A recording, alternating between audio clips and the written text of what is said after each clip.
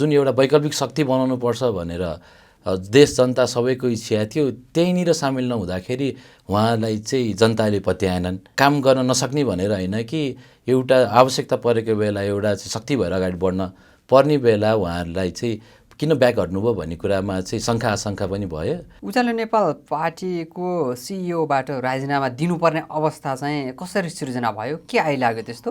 उनीहरूको राजनीति मलाई मन परेन र मैले छोडेँ। सरकारले सही गरेको कुरालाई सही र गलत भनेको कुरालाई गलत गर्दाखेरि पार्टीबाट चाहिँ तारिफयोग्य हुनुपर्छ र सपोर्ट गर्नुपर्छ। समग्रमा कुलमान घिसिङलाई कसरी चिन्नुभयो तपाईँले पार्टी छोड्ने बेलासम्म? ती गर्नु, अत्याचार नगर्नु। मान्छे पोलिटिक्स भनेको 1+1 2 हुन्छ, बुझ्न जरुरी छ। 1-1 त जेरै हुने हो, सुनवाई नै हुँदैन त मैले के गर्ने? अनि उहाँहरू सती जाँदै गर्दा म पनि सती जाने। त्यस कारणले चाहिँ मैले उज्यालो नेपाल पार्टी छोड्ने चाहिँ भनेको उज्यालो नेपाल पार्टीले पनि जेनजी युवाहरूको भावना समेट्न नसकेको देखियो। उज्यालो नेपाल पार्टीको शुभचिन्तक हो, यो पार्टी राम्रो हुनुपर्छ, बढ्नुपर्छ, तर यो भित्रको फिल्ट्रेसन प्रोसेस पनि एकदम चुस्त जुस्त रूपमा अगाडि बढाइएन भने फेरि दुर्घटना हुन्छ। तपाईँले केही कुरा बोल्दैमा तपाईँमाथि स्पष्टीकरण सोध्नुपर्ने अवस्था पार्टीलाई किन पुग्यो? त्यही त समस्या छ। यो आन्तरिक राजनीति गर्ने यो त्यो भन्ने खुट्टा तानातान गर्ने त एउटा पार्टीले अर्को पार्टीको हुन सक्ला बरु, पार्टीभित्र हुने खाले कुरोहरू त होइन नि। यति साधारण कुरो नबुझ्ने उहाँको वरिपरिको चाहिँ आसेपासेहरूले पनि कुलमान घिसिङलाई अगाडि बढ्न देला त? मेरो प्रश्न नै त्यही छ। तपाईँले सरकारले गरेका केही कामहरू राम्रा छन् भनेर सरकारको विषयमा बोल्दा, सरकारको सकारात्मक पक्षका विषयमा बोल्दाखेरि तपाईँमाथि प्रश्न उठाइयो भन्ने पनि छ पार्टीले, त्यो सत्य हो? हजुर, यस्तो छ, यस म्यान खोजेर त कहाँ पाइन्छ त? अहिलेको युवाहरूमा प्रब्लमै त्यही त हो, धैर्य त अलिकति थोरै हुन्छ र कसैको यस म्यान भएर पुछार लगाएर हिँड्नु सकिँदैन। सहीलाई सही र गलतलाई गलत भन्ने खाले कुरा हाम्रो सधैँभरि हुन्छ। 12 दिन राष्ट्रिय स्वतन्त्र पार्टीसँग उज्यालो नेपाल पार्टी मिलेको थियो होइन? 12 दिनपछि फेरि छुटेर आफ्नो आफ्नै उसमा बस्नुपर्ने अवस्था आयो। त्यस कारणले कुलमान घिसिङ र उज्यालो नेपाल पार्टीलाई कति क्षति भयो? क्षति त देखिहाल्नु भयो, यो 100% ड्यामेज। म आफूले बोलेको कुराहरूलाई म एकदमै मनन गर्छु। म अलिकति एकहोरो टाइपको मान्छे पनि छु। मैले जे सही लाग्छ त्यसको लागि चाहिँ कसैले भनेर म टेर्दिनँ।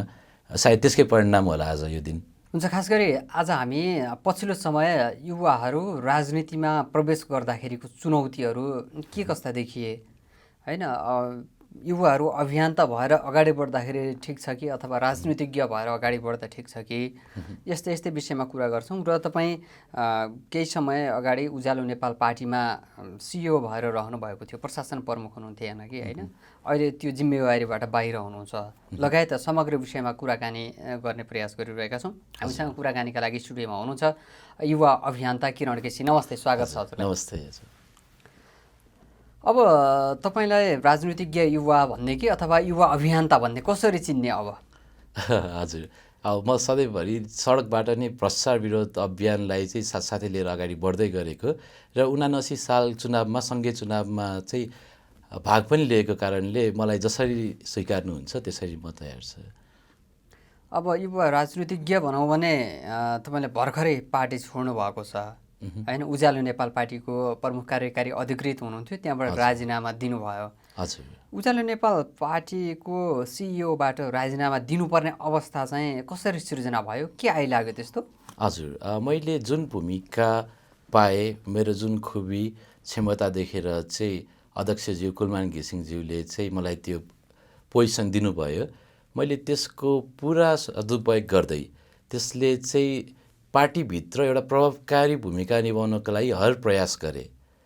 मैले विभिन्न युवाहरूलाई चाहिँ जोड्ने कार्यक्रम नीतिहरू बनाउनेदेखि लिएर चाहिँ राजनीतिमा मैले सक्दो सहयोग गर्ने, पार्टी एउटा भर्खरै सानो जेरोबाट चाहिँ त्यसलाई चाहिँ आजको दिनसम्म पुर्याउनको लागि पार्टी शनाखतदेखि नै सहयोग गर्दै आइरहेको थिएँ।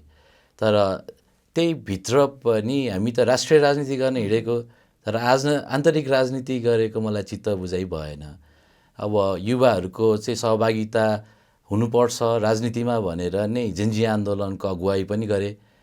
तर अब पार्टीभित्र नै यदि युवाहरूको एउटा प्लेटफर्म क्रिएट गर्न सकिएन र नन पोलिटिकल मान्छेलाई चाहिँ पोलिटिकल्ली कन्भर्ट गरेर देशको नेतृत्वमा लिएर आउनुपर्छ।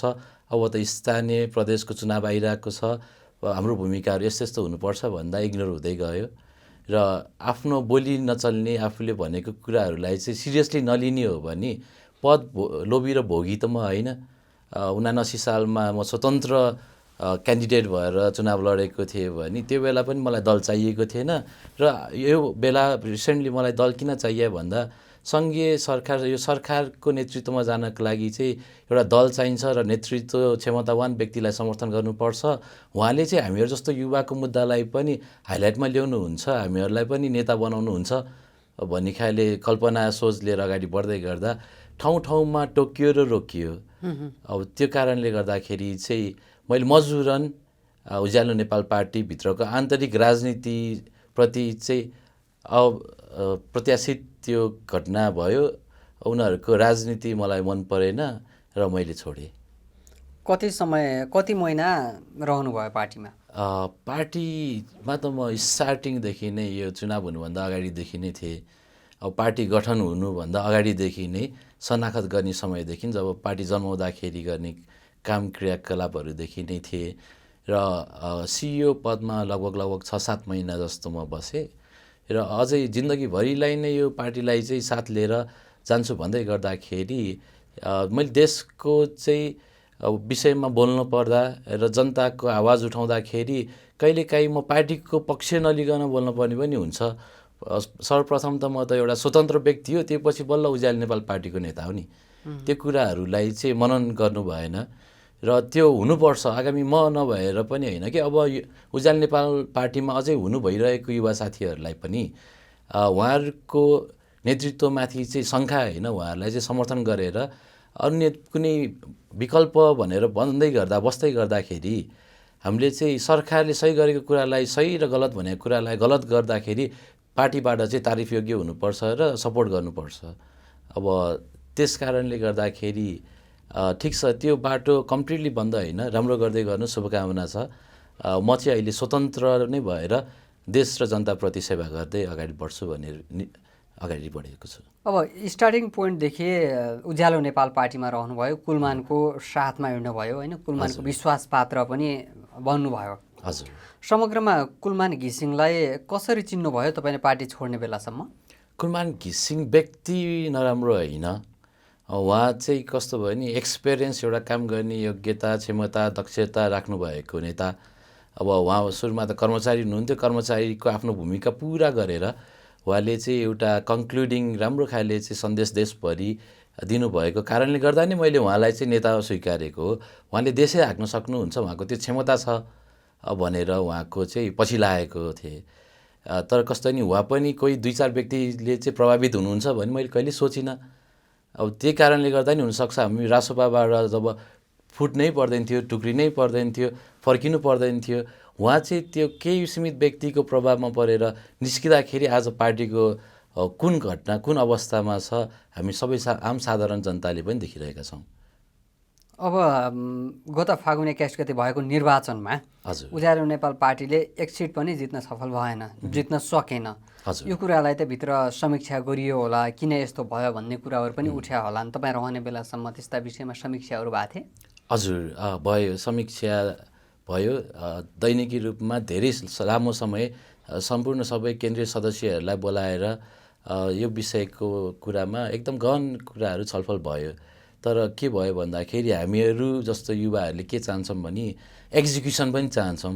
छलफल गरेपछि त्यसको चाहिँ एक्जिक्युसन भएन, अब कसरी अगाडि बढ्ने भन्ने कुराको प्लानिङ एजेन्डाहरू बनाउने, अनि त्यसको फेरि एक्जिक्युसन भएन भने डिमोटिभेट हुने खाले कुराहरू हुन्छ। अब हो, कुलमान घिसिङ जित्नुपर्ने मान्छे हो, उहाँलाई जिताउनको लागि भनेर चाहिँ हामीहरूले हाम्रो हर प्रयास साथ दिएको हो। तर पनि के भयो भन्दाखेरि यो आन्तरिक राजनीतिले नै गर्दाखेरि जुन एउटा वैकल्पिक शक्ति बनाउनु पर्छ भनेर देश जनता सबैको इच्छा थियो, त्यहीँनिर सामेल नहुँदाखेरि उहाँलाई चाहिँ जनताले पत्याएनन्। काम गर्न नसक्ने भनेर होइन कि एउटा आवश्यकता परेको बेला एउटा चाहिँ शक्ति भएर अगाडि बढ्न पर्ने बेला उहाँहरूलाई चाहिँ किन ब्याक हट्नुभयो भन्ने कुरामा चाहिँ शङ्का आशंका पनि भयो र त्यो कुराहरू यो 7औं महिनासम्ममा चाहिँ मैले पनि फिल गरेँ। त्यस कारणले गर्दाखेरि कुलमान घिसिङ आफैमा त राम्रो व्यक्ति हुनुहुन्छ, उहाँले जित्नु पर्थ्यो र अब सायद आउने निर्वाचनमा उहाँले जित्नु पनि हुन्छ होला। तर यही हिसाबले यसरी नै युवाहरू डिमोटिभेट हुँदै जाने हो र युवाहरूको भोइस नसुन्ने हो भने चाहिँ पार्टीको अवस्था एकदम गाह्रो देख्छु म चाहिँ। अब बाहिर कुरा कस्तो पनि छ भने उज्यालो नेपाल पार्टीभित्र असन्तुष्टिको आगो भुसको आगोसरी अगाडि बढिरहेको छ। असन्तुष्ट धेरै हुनुहुन्छ, पार्टी छोड्ने लहर पनि धेरै छ। अनसिन रूपमा धेरैले पार्टी छोडिसक्नु भएको छ, जो कि निर्वाचनमा उम्मेदवार भएर उठेका धेरैले छोडिसक्नुभयो भन्ने खालका कुराहरू पनि बाहिर आउँछन्। सत्य हो? त्यो अवश्य सत्य हो। यो म त्यो पार्टीमा हुँदा पार्टीको सही कुरा वा ढाकछोप गर्ने कुराहरू मैले गर्दिनँ। म पार्टी छोड्दाखेरि पनि म पार्टीको व्यक्ति वा को गलत को सही भन्ने खाले कुरा जे हो यथासित त्यही नै राख्छु। पार्टीभित्र युवाप्रति चाहिँ अलि युवाहरूलाई अलिक वितृष्णा छ, उहाँहरूको आवाज सुनिदिएन। जुन हन्डर ठक्कर भोगियो त्यो भोग्दा भोग्दै पनि पार्टी निर्माण गर्छौँ भनेर लाग्दाखेरि उहाँहरूलाई चाहिँ एक्सक्लुड गरियो। त्यो कारणले गर्दाखेरि पार्टी छोड्ने क्रम युवाहरूले त्यो चाहिँ कायम नै छ। भनेको अहिले पनि बिस्तारै बिस्तारै पार्टी छोडिरहनु भएको छ। हजुर, सदस्य सङ्ख्या घट्दैछ पार्टीको। सदस्य सङ्ख्या त अब के भन्नु, एकदम त्यो भयङ्कर रूपले बढेको भए घट्ने होला।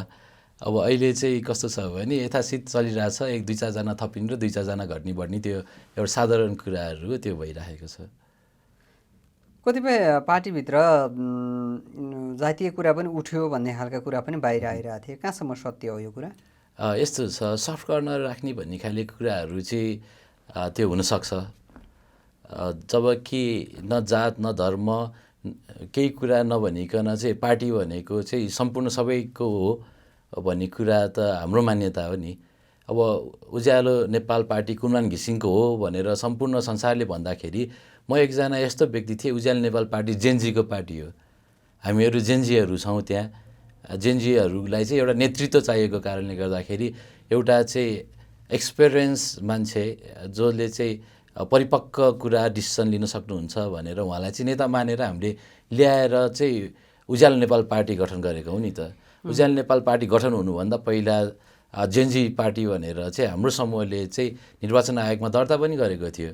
त्यो पार्टीलाई ल्याएर उज्यालो नेपाल पार्टीमा हामीले त मिलायौँ र अस्तित्वकै कुरा गर्ने हो भने हामीले पनि त जेनजी भन्ने शब्द कहीँ जोडिनुपर्छ भनेर चाहिँ बार्गेनिङ गर्थ्यौँ होला। त्यो केही कुरा नराखिकन उज्यालो नेपाललाई ठिक छ उहाँले योगदान दिनुभएको कुरालाई अझ हाइलाइट गर्नको लागि पनि सजिलो हुन्छ र त्यो यथार्थ पनि हो। त्यो सँगै हामी जेनजीहरू पनि जोडेर यो जेनजीको पार्टी हो भनेर चाहिँ अगाडि बढेको हो। अब जसरी चाहिँ हामीसँग अर्को एउटा दल बाँसुरी चुनाव चिन्ह भएको राष्ट्रिय परिवर्तन पार्टी, त्यसको अध्यक्ष चाहिँ राजेश पोर्तेलजी हुनुहुन्थ्यो। उहाँ पनि एउटा चाहिँ जेनजी घाइते पनि हो, अभियन्ता साथसाथै उहाँको एउटा खुट्टा छैन। उहाँको लगायतको त्यो सयौँ जेनजी युवाहरू पनि आएर चाहिँ यहीँ विलय भएको त हो नि। खै आज उहाँहरू कहाँ हुनुहुन्छ? उहाँहरूलाई पार्टीले चाहिँ कति संरक्षण गर्यो, पार्टीहरूले उहाँहरूको मुद्दा कति अगाडि बढायो? त्यो उहाँहरू सबैजनाले त किरण दाई हुनुहुन्छ, किरण केसी छ भनेर चाहिँ विश्वास भरोसा गरेर मलाई त सधैँ घोचघचाइराख्नु भएको थियो त। मैले उहाँहरूको लागि भनेर पनि त्यहाँनिर चाहिँ पार्टीभित्र नै प्रतिकार गर्ने, पार्टीभित्र नै चाहिँ आवाज उठाउने काम त मैले निरन्तर गर्नु पर्थ्यो र मैले गरिराखेको थिएँ। र अति गर्नु, अत्याचार नगर्नु। मान्छे पोलिटिक्स भनेको 1+1 2 हुन्छ, बुझ्न जरुरी छ।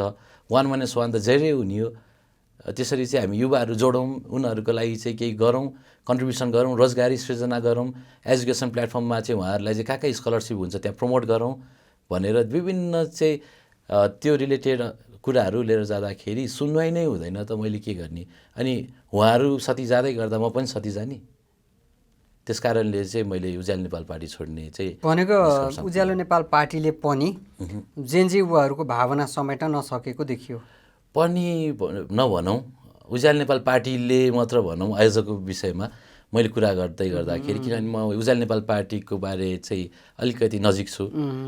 कुनै पनि दल वा कुनै पनि नेतालाई गाली गलौज आक्षेप लगाउने मेरो कुराहरू होइन। यदि अरू कुनै दलले जेनजीहरूको भावनालाई समेट्न सक्दैन भने हामी जेनजीहरू त प्रतिकारको लागि त्यो राजनीति उनीहरूको पनि गलत छ भन्ने खाले हिसाबले हाम्रो अझ पनि सडक तयार छ। जेनजी आन्दोलन गर्दाखेरि जसरी जुन माहौल क्रिएट भयो होला आजको भोलि नहोला, तर यस्तै खाले निराशाको कुराहरू आउँछ भने त्यो पनि फेरि परिवर्तन गर्न सक्छौँ। अब खास गरी जेनजी आन्दोलनपछि स्थापना भएको पार्टी हजुर, जुन उज्यालो नेपाल पार्टीको सिद्धान्त चाहिँ के थियो? अब अन्य पार्टीको जस्तो लेफ्टिस्ट राइटिस्टको कुरा छ होइन, मार्क्सवादका कुरा छन्, अनि यता कम्युनिस्टको एउटा पाटो भयो, अर्को डेमोक्रेट पार्ट भयो होइन। त्यस्तै खालको उज्यालो नेपाल पार्टीको सिद्धान्त चाहिँ कुन सिद्धान्तलाई आधार मानेर अगाडि बढ्दै थियो? हजुर, हामी चाहिँ हो यो सिद्धान्त यही कुरा केही कुराहरू म्याच भएर नै म पनि लागिपरेको थिएँ। अब हाम्रो पार्टी अध्यक्षज्यूले वा हाम्रो पार्टीको विधानअनुसारले चाहिँ हामी न त लेफ्टिस्ट हो न राइटिस्ट हो, we are centralist revolving around everywhere भनेर आवश्यकता परेको अनुसारले चाहिँ हामी जताततै मिलाउने र एउटा चाहिँ स्ट्रङ शक्ति बनाएर देश निर्माणमा जाने। अझ मेरो व्यक्तिगत सिद्धान्त भनेको त विकासवाद हो। हामीलाई डेभलपमेन्ट चाहिएको छ, त्यो भौतिक पूर्वाधार इन्फ्रास्ट्रक्चरल होस् कि त्यो एजुकेसनमा होस् कि हेल्थमा होस् कि हरेक कुरामा चाहिँ डेभलपमेन्ट चाहिएको छ भनेपछि हामीले विकासवादलाई पो सिद्धान्त लिएर जाने हो। अब कार्ल मार्क्स यो मार्क्सिजम कम्युनिजम यो लिबरल भन्ने यो डेमोक्रेटिक भन्ने कुराहरू यो सबै सधैँ वादमा चाहिँ हामी हराइरहेछौँ र त्यो हुनु भएन। हाम्रो सबैको एउटा साझा सिद्धान्त भनेको अबको विकासवाद हुनुपर्छ, न अर्घवाद न त्यो वाद न यो वाद। अब डेभलपमेन्ट चाहिएको छ भने चाहिँ सिधा डेभलपमेन्टतिर जाउँ न। त्यस कारणले चाहिँ विकासवादको नै एउटा एजेन्डा लिएर चाहिँ आगामी भविष्यमा पनि म अगाडि निरन्तर बढ्ने सोचिरहेको छु। केही समय अगाडि यही स्टुडियोमा कुरा गर्दा मैले तपाईँलाई एउटा प्रश्न राखेको थिएँ, तपाईँ त्यही आसनमा हुनुहुन्थ्यो, म यसमै थिएँ। मैले एउटा प्रश्न राखेको थिएँ, चुनावमा पार्टीले हार्यो, हजुर, अब अन्य दलसँग मिलेर जाने सम्भावना कस्तो छ, पार्टीलाई कसरी अगाडि बढाउनुहुन्छ भन्दा तपाईँले भन्नुभएको थियो कि सबैलाई हामीसँग मिल्न आह्वान छ, बाटो खुल्ला छ, हामी सबैसँग सहकार्य गर्न तयार छौँ, उज्यालो नेपाल पार्टीमा आबद्ध बनाउन सबैलाई आह्वान गर्छौँ, हामी पार्टीलाई एकताबद्ध एक ढिक्का बनाएर अगाडि बढ्छौँ भन्नुभएको थियो तपाईँ आफैले। अहिले आफूले नै पार्टी छोड्नुपर्ने अवस्था आयो, चित्त दुख्दैन? हजुर, घरबाट निस्किँदाखेरि त चित्त अफकोर्स दुख्छ नै। त्यो कसैको केही ठाउँ होइन, त्यो त मेरो घर थियो नि त सुरुमा। अब मलाई मेरो घरबाट चाहिँ बाहिर निस्किनु पर्दाखेरि अब म फेरि सडकबाट नयाँ घर बनाउँछु वा अरू कुनै चाहिँ म फिट हुने घरमा बस्छु भनेर सोच्दै गर्दाखेरि अवश्य चित्त दुख्छ। अझै पनि पार्टी रिफर्म जरुरी छ। पार्टीभित्र अब बस्नु भइरहेको सम्पूर्ण नेता कार्यकर्ताहरूले चाहिँ रिभोल्ट गर्नुपर्ने आवश्यकता छ। म त अझै पनि उज्यालो नेपाल पार्टीको शुभचिन्तक हो।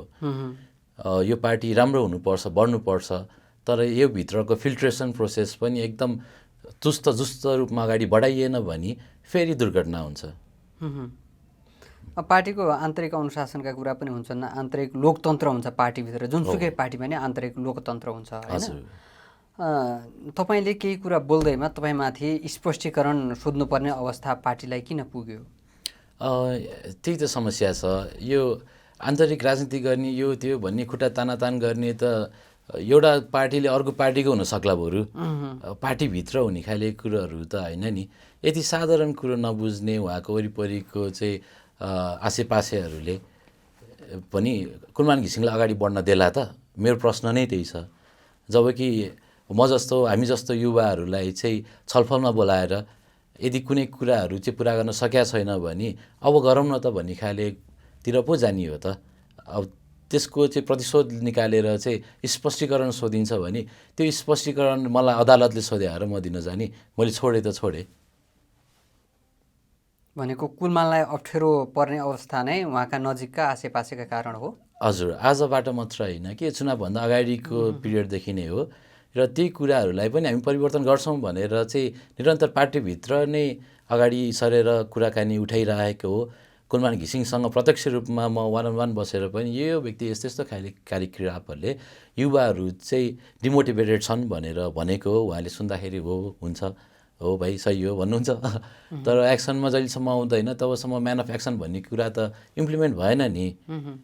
अब यो उहाँहरूसम्म उहाँले पनि हेर्नुहुन्छ, यो अवश्य हेर्नुहुन्छ यो भिडियो, उहाँलाई अझै पनि हेक्का रहोस्, ज्ञान रहोस्, उहाँ बुद्धिजीवी हुनुहुन्छ, उहाँले चाहिँ अझ फिल्ट्रेसन प्रोसेसलाई चाहिँ राम्रोसँग दिनु होला र मान्छे जोड्नु होला, यसलाई घटाउनु नहोला। तपाईँ करिब 7-8 महिना उज्यालो नेपाल पार्टीमा रहेर राजनीति गर्दा हजुर, तपाईँलाई त्यो पार्टीले सम्पूर्ण यो पछिल्लो राजनीतिक देशको घटनाक्रमले तपाईँलाई कस्तो राजनीति सिकायो? मलाई अलिकति ब्याड फिल भयो हेर्नुहोस्, यो राजनीति भनेको चाहिँ खास देशको लागि गर्ने होला नि त। यो खुट्टातानी प्रविधि, अब आजको सरकारमा प्रधानमन्त्री बालेन्द्र शाह हुनुहुन्छ भने पनि उहाँले सही काम गर्नुभएको छ भने सम्पूर्ण राजनीतिकर्मीहरू, नेतागणहरूदेखि लिएर कार्यकर्ता वा जनता सबैले चाहिँ त्यो सही हो भनेर चाहिँ भन्नुपर्छ। उहाँ अब कुनै दलको चाहिँ नेता हुनुहुँदैन, उहाँ राष्ट्रको चाहिँ एउटा नेतृत्व हुनुहुन्छ। त्यसै गरी चाहिँ मन्त्रीहरू हुनुहुन्छ होला, सांसद हुनुहुन्छ, उहाँहरूले चाहिँ अब देशको लागि बोल्ने, देशको पोलिसी बनाउने, अन्तर्राष्ट्रिय सम्बन्ध बनाउने। अब कसरी हुन्छ, हामी त स्वार्थी बन्ने, देशको फाइदाको लागि भनेर चाहिँ बरु अन्तर्राष्ट्रिय भेटघाट गर्ने, अनि त्यसपछि डोनेसन लिएर आउने, फन्ड लिएर आउने, होइन, इन्भेस्टमेन्ट लिएर आउने, अनि देश विकास गर्नपट्टि लाग्ने हो। अब 5 वर्ष त हामीले एटलिस्ट पनि चुप्पो लागेर काम गर्न दिनुपर्ने होइन। तर काम गर्दै गर्दाखेरिको क्रममा चाहिँ यदि गलत हुन्छ भने बल्ल पो विपक्षी चाहिने हो। सहीलाई पनि गलतै भनेको छ, वा अब म जस्तो युवाले सरकारले सही गर्दा गर्दा गलत भनेन भनेर पनि भन्ने खाले त्यस्तो खाले आन्तरिक राजनीति मलाई मन परेन। सहीलाई सही र गलतलाई गलत, म जुनसुकै दलमा वा होस् या नहोस्, म स्वतन्त्र विचारधारा राखेर नै अगाडि बढ्न चाहन्छु। खास नेपाली भनौँ राजनीति चाहिँ के रहेछ, तपाईँले के बुझ्नुभयो? यो नेपालकै पोलिटिक्स हेर्दाखेरि त it's a very dirty game. यति फोरी छ कि आफ्नो स्वार्थको लागि, आफ्नो फाइदाको लागि चाहिँ सक्षम व्यक्तिलाई अगाडि बढ्न नदिदिने, यो त डर्टी भएन। आफ्नो भन्दा उठेर चाहिँ नेसन फर्स्ट भन्नु पऱ्यो नि त। अब त राष्ट्र चाहिँ पहिलो हो, हाम्रो स्वाभिमान पहिलो हो, देश भनेको ठुलो हो भन्नुपर्ने ठाउँमा अनि त्यो मान्छे चाहिँ नेतृत्वमा पुग्छ है भनेर खुट्टा तानिदिने, अनि उसलाई चाहिँ नभएको चाहिँ आरोप लगाइदिने। अब फेरि यहाँ नेपालमा चाहिँ अर्को एउटा कस्तो खाले सिस्टम छ भने पहिला आरोप लाग्छ, प्रमाणित नभइकन ऊ दोषी ठहर हुन्छ। अब प्रमाणित पनि त गर्न सक्नु पर्यो। यो कारणले गर्दाखेरि it's a very dirty game. यो मिडिया ट्रायल हुन्छ, अनि न्युज गलत छ भनेर न्युज व्यापक रूपमा गयो भने जनताले त गलत छ बुझ्छ नि त। पछि उसले चाहिँ सफाइ पाइसकेको न्युज त कहीँ नै पुग्दैन, ऊ जिन्दगीभरि सधैँ नै गलत भइरहेको छ। जसरी रासोपा मुकुल ढकाल आजसम्म पनि गलतै छ, उसको पनि त पार्टीप्रति केही योगदान थियो होला, पार्टीभित्र आवाज उठाउनको लागि चाहिँ उहाँले प्रयास गर्नुभयो होला, सुनिएन होला, अनि मिडियामा जानुभयो। अब मिडियामा जाँदाखेरि उहाँले आफ्नो व्यक्तिगत तर्क राख्नुभयो, त्यो विषयमा मलाई केही भन्नु छैन। तर जब चाहिँ पार्टीभित्र आवाज चाहिँ दबाएर राखिन्छ र एउटा विस्फोट हुने समय आउँछ, त्यो समय नआउन्जेलसम्म सबै ठिकै भइरहेको छ। त्यो अन्तिम समय भइसकेपछि होइन, यो पार्टीले पनि अगाडि बढ्दैन, यसले पनि चाहिँ देशको समृद्धिमा चाहिँ टेवा पुर्याउँदैन भन्ने भइसकेपछि साँच्चै देशभक्तहरूले चाहिँ कुनै पनि बाउन्ड्री घेराएर भोलिको फाइदाको लागि बस्नु उचित हुँदैन। अब तपाईँ जस्तो एउटा हुनहार युवाले राजनीतिबाट हात तान्दै गर्दा अन्य नेपाली युवाले के सिक्ने, उहाँहरूलाई के भन्नुहुन्छ? हजुर, म राजनीति गर्दिनँ भनेको होइन, म जुन ठाउँमा बसेर राजनीति गरिरहेको थिएँ त्यसको एडभोकेसी मैले गर्दाखेरि मैले सहीलाई सही र गलतलाई गलत भन्न पाऊँ भन्ने कुरा नै त हो। पार्टीबाट उठेर देशको लागि बोल्न पाऊँ भन्ने कुरा त हो। म युवावर्गहरू सम्पूर्णलाई के भन्न चाहन्छु, नेतृत्वमा आउनको लागि प्रयास गर्नुहोस्। तपाईँहरू जस्तै युवाहरू नै नेता हुनुपर्छ। अबको यो जेनेरेसन चेन्ज त भइरहेको छ, यसलाई अल्टिमेटली चाहिँ नयाँ नेतृत्वमा हस्तान्तरण नै कुराहरू हो, त्यो भइ नै राख्नुपर्छ। तर तपाईँहरू यति स्वार्थी पनि नहुनु कि यदि तपाईँलाई फाइदा छ भने त्यो पार्टीको विरोधमा बोल्न सक्नुहुन्न वा चाहिँ अगाडि उभिन सक्नुहुन्न भने तपाईँ गलत हुनुहुन्छ।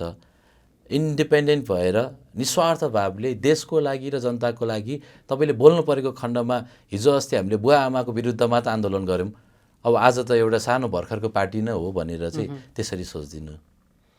तपाईँले सरकारले गरेका केही कामहरू राम्रा छन् भनेर सरकारको विषयमा बोल्दा, सरकारको सकारात्मक पक्षका विषयमा बोल्दाखेरि तपाईँमाथि प्रश्न उठाइयो भन्ने पनि छ पार्टीले, त्यो सत्य हो? हजुर, यस्तो छ, यस म्यान खोजेर त कहाँ पाइन्छ त। अहिलेको युवाहरूमा प्रब्लमै त्यही त हो, धैर्य त अलिकति थोरै हुन्छ र कसैको यस म्यान भएर पुछार लगाएर हिँड्नु सकिँदैन।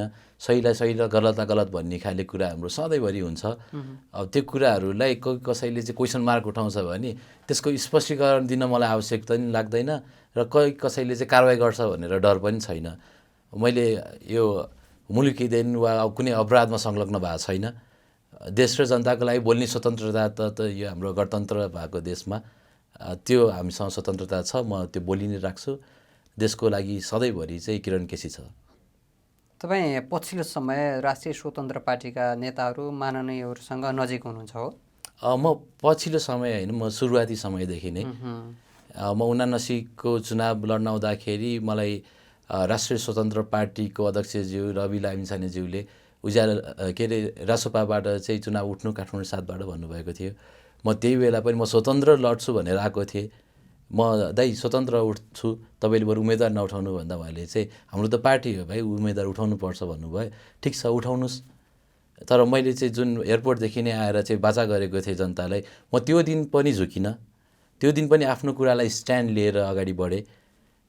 अब त्यसपछि त्यही पार्टीभित्रको सांसदहरूसँग कोअर्डिनेसन नहुने त कुरै भएन। जब देश र जनताको मुद्दा सुरुमा गएर सडकमा जानुभन्दा पहिला त म सांसदहरू मन्त्रीहरूसँग गएर कुरा गर्छु नि, र त्यसको पनि चाहिँ सुनवाई भएन भने बल्ल सडकमा जान्छु। यो आज गएर देश बन्द, हडताल, जाम, चक्काजाम यो त्यो गर्नु मलाई छैन। सुरुमा त सम्बन्धित निकायमा पुर्याउँछु समस्याहरू। सम्बन्धित निकायहरूले चाहिँ यदि गरेनन् काम, एकदमै चाहिँ हेलचेक्राइ गरे भने त्यसको विरोधमा जोसुकै किन नहोस्। जोसुकै भने मतलब चाहिँ प्रधानमन्त्रीदेखि मन्त्री वा सांसद वा आर्मीको चिफ हुन्छ कि को हुन्छ, राष्ट्रपति हुन्छ कि अब त्योभन्दा ठुलो हाम्रो पार्टीमा हाम्रो देशमा को नै होला र। जसको खिलाफमा पनि आवाज उठाउने दम ल्यागत हामी युवाहरूले राख्नुपर्छ। तर सहीलाई सही र गलतलाई गलत भन्न पनि सक्नुपर्छ। अब 12 दिन राष्ट्रिय स्वतन्त्र पार्टीसँग उज्यालो नेपाल पार्टी मिलेको थियो होइन? 12 दिनपछि फेरि छुटेर आफ्नो आफ्नै उसमा बस्नुपर्ने अवस्था आयो। त्यस कारणले कुलमान घिसिङ र उज्यालो नेपाल पार्टीलाई कति क्षति भयो? क्षति त देखिहाल्नुभयो, यो 100% ड्यामेज। जब जुन चाहिँ एउटा कुलमान घिसिङको क्रेज थियो चुनावभन्दा अगाडि, यो 12 दिनभन्दा अगाडि राष्ट्रिय सभा यहाँनिर हामीले चाहिँ सभागृह भवनमा चाहिँ कार्यक्रम गऱ्यौँ। त्यो बेला चाहिँ भित्र छिर्ने ठाउँ थिएन, देशभरि एउटा उमङ्ग थियो। 56वटा जिल्लामा जिल्ला सङ्गठन बनाउने व्यक्ति नै मै हो। पार्टीमा मेरो त्यो बेलादेखिको चाहिँ योगदान छ। वडा कमिटी शुद्ध बनिसकेको थियो त्यो समयमा, 56वटा जिल्ला विदिन 2-3 विक्स। त्यो त जोक होइन नि त। त्यसको लागि पनि कस्तो खाले भूमिका मैले खेलेको थिएँ भन्ने कुराहरूलाई पनि यो पार्टीले चाहिँ माइने राख्नु पर्थ्यो। र छोडिसक्दाखेरि जब सबै म जस्तै युवाहरू कयौँ त त्यहीँनिर बस्नुभयो र आजको दिन सांसदहरू हुनुभएको छ। त्यस कारणले गर्दा नि उहाँहरूसँग म नजिकै छु। अब पहिलादेखि नै काउन्सिल अफ जेन्जी सुदन गुरुङसम्मको बागमती प्रदेश संयोजक हुँदाखेरि मेरो साथीहरू त सबै कोही गृहमन्त्री भए, कोही के मन्त्री भए, कयौँ सांसद भए। त्यो हुँदै पनि तपाईँ पनि बस्या भए त सांसद हुन सक्नुहुन्थ्यो नि त। अफकोर्स मैले छोडिसकेर उज्यालो पार्टीमै आइपुग्दाखेरि पनि मलाई रासोपाबाट चाहिँ काउन्सिल अफ जेन्जीको तर्फबाट सिफारिस पत्र त आएको छ, त मसँग प्रमाण छ। विभिन्न सञ्चार माध्यमहरूबाट पनि त्यो प्रकाशित भएको छ।